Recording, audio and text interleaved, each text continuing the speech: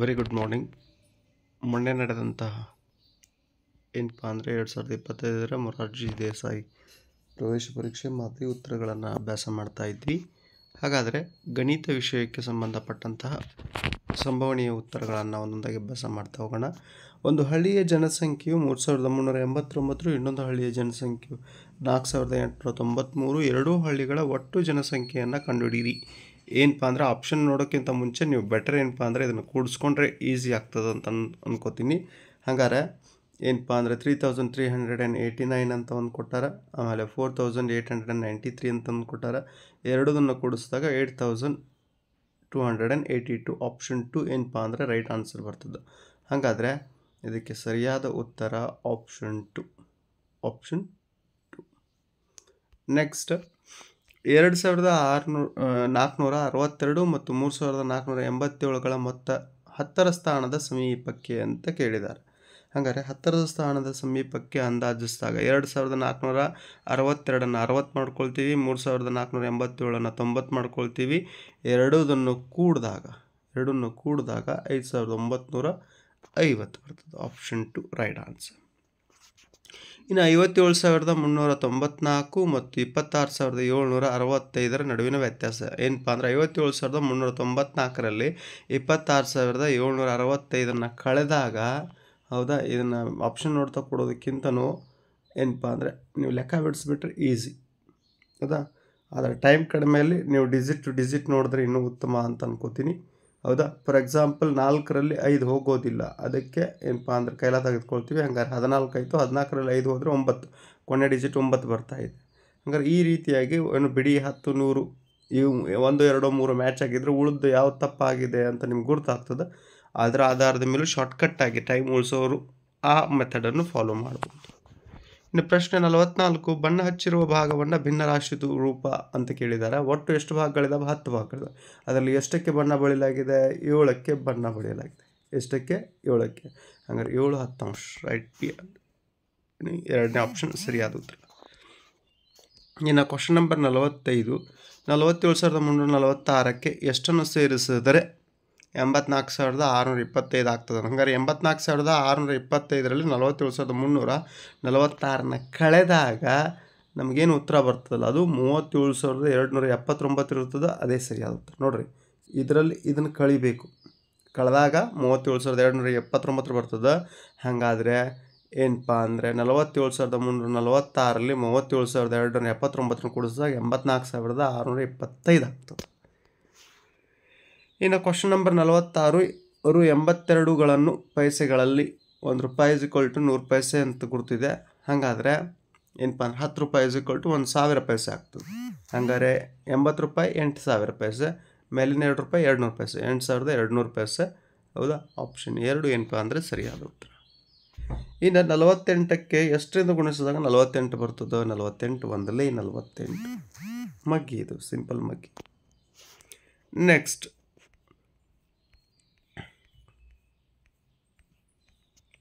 Question number 48, 4,425 ಹಣವನ್ನು Amar Akbar Anthony ಅವರಿಗೆ ಸಮನಾಗಿ ಹಂಚಲಾಯಿತು. ಇದನ್ನು ಭಾಗಿಸ್ಬೇಕು.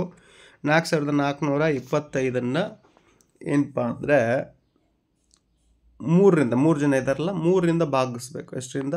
1 2 3 ಜನ ಇದ್ದಾರೆ. 3ರಿಂದ ಭಾಗಿಸಿದಾಗ 1,475 ರೂಪಾಯಿ ಬರ್ತದೆ. ಇನ್ನು 18 ಕಿಲೋಗ್ರಾಮ್, 750 ಗ್ರಾಮ್ ಮತ್ತು 25 ಗ್ರಾಮ್ಗಳ ಮೊತ್ತ. ಇದನ್ನೆಲ್ಲ ಏನು ಮಾಡ್ಬೇಕಂದ್ರೆ 18 ಕಿಲೋಗ್ರಾಮನ್ನು ಮೊದಲು ಏನಪ್ಪ ಅಂದರೆ 18,000 ಗ್ರಾಮ್ ಅಂತ ಬರ್ಕೋಬೇಕು. ಅದಾದ ನಂತರ 750, ಅದಾದ ನಂತರ 25.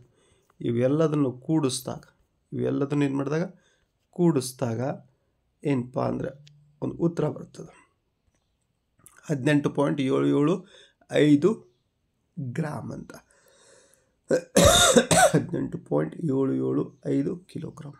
ಆಪ್ಷನ್ 1 ಏನಪ್ಪ ಅಂದರೆ ಸರಿಯಾದ ಉತ್ತರ. ಪ್ರಶ್ನೆ 50, ಕೋನವನ್ನು ಅಳೆಯಲು ಬಳಸುವ ಉಪಕರಣ ಕೋನಮಾಪಕ. ಯಾವುದು? ಕೋನಮಾಪಕ. ಆಮೇಲೆ ವೃತ್ತಗಳನ್ನು ರಚಿಸಲಿಕ್ಕೆ ಕೈವಾರವನ್ನು ಬಳಸ್ತೀವಿ, ಹೌದಾ. ಆಮೇಲೆ ಅಳತೆಗಳನ್ನು ಇಟ್ಕೊಳ್ಳಿಕ್ಕೆ ಅಳತೆ ಪಟ್ಟಿ ಬಳಸ್ತೀವಿ. ಮುಮ್ಮೂಲೆ ಪಟ್ಟಿ ಅಂತೂ ಇಲ್ಲಿ ಬಳಕೆ ಆಗೋದಿಲ್ಲ.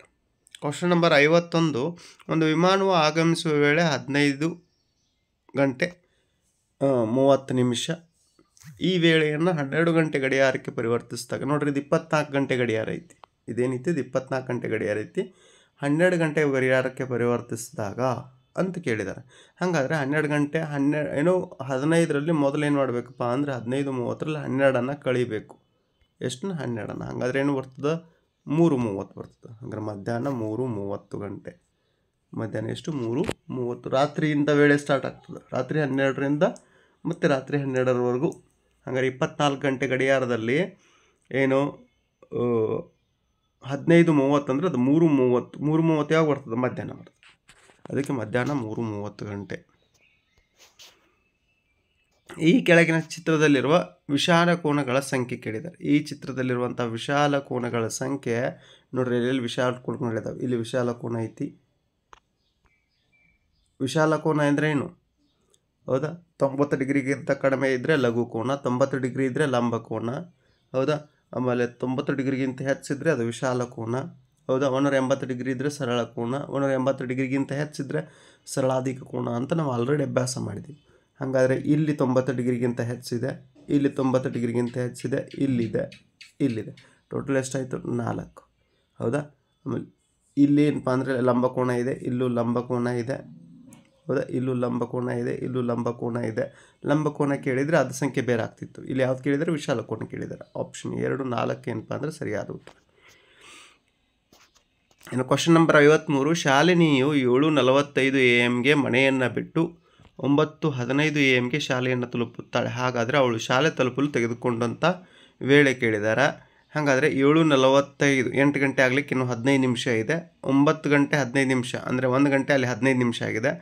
1 ಗಂಟೆ 15 ನಿಮಿಷದಲ್ಲಿ ಇಲ್ಲಿ 15 ನಿಮಿಷ ಕೂಡಿದ್ರೆ 1 ಗಂಟೆ 30 ನಿಮಿಷಗಳು ಬೇಕು. ಟೋಟಲ್ ಎಷ್ಟು ಇದನ್ನು ಬಾಯ್ಲೆಕ್ಕ ನಾವು ಮಾಡೇ ನೋಡ್ಬೇಕಂತಿಲ್ಲ. ಇದು 8 ಗಂಟೆ ಆಗ್ಬೇಕಾದ್ರೆ ಎಷ್ಟು ನಿಮಿಷ ಬೇಕು 15 ನಿಮಿಷ ಬೇಕು. 15 ನಿಮಿಷ ಅಂದರೆ 8 ಗಂಟೆ ಆಯಿತು. 8 ಗಂಟೆ ನಂತರ 9 ಗಂಟೆ 15 ನಿಮಿಷ ತಲುಪಿದಾಳೆ ಅಂದರೆ ಟೋಟಲ್ 1 ಗಂಟೆ 15 ನಿಮಿಷ. 1 ಗಂಟೆ 15 ನಿಮಿಷ ಪ್ಲಸ್ 1 ಗಂಟೆ 15 ನಿಮಿಷ ಪ್ಲಸ್ 15 ನಿಮಿಷ ಎಷ್ಟಾಯಿತು 1 ಗಂಟೆ 30 ನಿಮಿಷ. ಆಪ್ಷನ್ 4 ಸರಿಯಾಗುತ್ತೆ. ಈ ಸರಣಿಯನ್ನು ಪೂರ್ಣಗೊಳಿಸಿ ಅಂತ ಕೇಳಿದ್ದಾರೆ. ಇವೆಲ್ಲ ವರ್ಗ ಸಂಖ್ಯೆಗಳಿದಾವೆ. 1ರ ವರ್ಗ 1, 2ರ ವರ್ಗ 4, 3ರ ವರ್ಗ 9, 4ರ ವರ್ಗ 16, 5ರ ವರ್ಗ 25, ಹಂಗಾರೆ 6ರ ವರ್ಗ 36. ಆಪ್ಷನ್ 2 ಏನಪ್ಪ ಅಂದರೆ ಸರಿಯಾದ ಬರುತ್ತೆ. ಇನ್ನು ಆಯತಾಕಾರದ ತೋಟದ ಉದ್ದ 60 ಮೀಟರ್ ಮತ್ತು ಅಗಲ 40 ಮೀಟರ್ ಆದರೆ ಅದರ ಸುತ್ತಳತೆ ಎಷ್ಟು ಅಂತ. ಸುತ್ತಳತೆ 2L + 2B ಅಂತ ಬರ್ತದೆ. ಹಂಗಾರೆ 2L ಎಷ್ಟಿದೆ 60 ಪ್ಲಸ್ 2 × 60 ಪ್ಲಸ್ 2 × 40 ಹೌದಾ. ಹಾಗಾದರೆ 120 + 80 ಎಷ್ಟಾಯ್ತದೆ 200. ಆಪ್ಷನ್ 3 ಏನಪ್ಪ ಅಂದರೆ ಸರಿಯಾದ ಉತ್ತರ. ಇನ್ನು ಪುನರ್ವಿಯು ವಾರ್ಷಿಕ ಪರೀಕ್ಷೆಯಲ್ಲಿ ವಿವಿಧ ವಿಷಯಗಳಲ್ಲಿ ಪಡೆದ ಅಂಕಗಳು ಕೆಳಗಿನಂತಿವೆ. ಪುನರ್ವಿ ಯಾವ ವಿಷಯದಲ್ಲಿ ಅತಿ ಹೆಚ್ಚು ಅಂಕ ಪಡೆದಿದ್ದಾಳೆ? ಯಾವ ವಿಷಯದಲ್ಲಿ ಅತಿ ಹೆಚ್ಚು ಅಂಕ ಪಡೆದಿದ್ದಾಳಪ್ಪ ಅಂದರೆ ಗಣಿತದಲ್ಲಿ. ಯಾವುದರಲ್ಲಿ ಇಲ್ಲಿ ನೋಡ್ರಿ ಗಣಿತ ಹೌದಾ. ಆಪ್ಷನ್ 4 90 ನೋಡ್ರಿ ಹೌದಾ. ಆಪ್ಷನ್ 4 ಸರಿಯಾದ ಉತ್ತರ. ಇನ್ನು ಬಿಡಿಸಿ ಅಂತ ಕೇಳಿದಾರೆ. 32,357 ಪ್ಲಸ್ 78,467 ಮೈನಸ್ 47,642. ಇದನ್ನೇನು ಮಾಡಬೇಕಪ್ಪ ಅಂದರೆ ಮೊದಲು 32,357ರಲ್ಲಿ ಎಷ್ಟು ಕೂಡಿಸ್ಬೇಕಪ್ಪ ಅಂದರೆ 28,467 ಕೂಡಿಸ್ಬೇಕು. ಕೂಡಿಸಿ ಬಂದ ಉತ್ತರದಲ್ಲಿ 47,642 ಕಳಿಬೇಕು. ಅವಾಗ ಎಷ್ಟು ಉತ್ತರ ಬರ್ತದೆ ಅಂದರೆ 13,182 ಬರ್ತದೆ. Question number 58. ಈ ಕೆಳಗಿನ ಸಂಖ್ಯೆಯ ಗುಣಲಬ್ಧವು ನೋಡ್ರಿ ಯಾವುದೇ ಸಂಖ್ಯೆಗೆ ನೋಡಿ ಗುಣಿಸ್ಬೇಕಾದ್ರೆ ನಡುವೆ ಎಲ್ಲಿ ಬೇಕಾದರೂ 0 ಬಂದಿದ್ದರೆ 0ಯ ಗುಣಲಬ್ಧ 0 ಆಗಿರ್ತದೆ. ಆಪ್ಷನ್ 2 ಏನಪ್ಪ ಅಂದರೆ ಸರಿಯಾದ ಉತ್ತರ. ಇದನ್ನು ಭಾಳ ಸಲ ಎಕ್ಸಾಮ್ದಲ್ಲಿ ಕೇಳಿದ್ದಾರೆ. 4, 8, 0, 2, 5 ಈ ಅಂಕಿಗಳನ್ನು ಪುನಃ ಉಪಯೋಗಿಸದೆ ಬರೆಯಬಹುದಾದ 5 ಅಂಕಿಯ ಅತಿ ಚಿಕ್ಕ ಸಂಖ್ಯೆ ಯಾವುದು ಅಂತ ಕೇಳಿದ್ದಾರೆ. ಹಂಗಾರೆ 5 ಅಂಕಿಯ ಅತಿ ಚಿಕ್ಕ ಸಂಖ್ಯೆ ಯಾವುದಪ್ಪ ಅಂದರೆ ಕೊಟ್ಟಂಥ ಆಪ್ಷನ್ಗಳಲ್ಲಿ 20,458 ಹೌದಾ. 20,548 ಐತಿ. ಇದಕ್ಕಿಂತ ದೊಡ್ಡದೈತಿ, ಅದಕ್ಕೆ ಇದೆ. ಇನ್ನು ಕ್ವಶನ್ ನಂಬರ್ 60. ಒಂದು ಸಂಖ್ಯೆಯನ್ನು 12ರಿಂದ ಭಾಗಿಸಿದಾಗ ಭಾಗಲಬ್ಧವು 15 ಮತ್ತು ಶೇಷ 5 ಬರುತ್ತದೆ. ಹಾಗಾದರೆ ಭಾಜ್ಯ ಕೇಳಿದ್ದಾರೆ. ಹಂಗಾರೆ ಏನು ಮಾಡಬೇಕು 12 15 ಗುಣಿಸ್ಬೇಕು. 12 15 ಗುಣಿಸಿದಾಗ 12 10 120 121 60 180 ಹೌದಾ. 180 ಪ್ಲಸ್ ಶೇಷ 5 ಅಂತ ಹೇಳಿದಾರಲ್ಲ. 180ರಲ್ಲಿ 5 ಕೂಡಿಸಿದ್ರೆ 185. ವೆರಿ ಸಿಂಪಲ್ ಇದು. 12 15 ಗುಣಿಸ್ರಿ 12 15 180 ಪ್ಲಸ್ 5 ಕೂಡಿಸ್ರಿ 185. Very simple.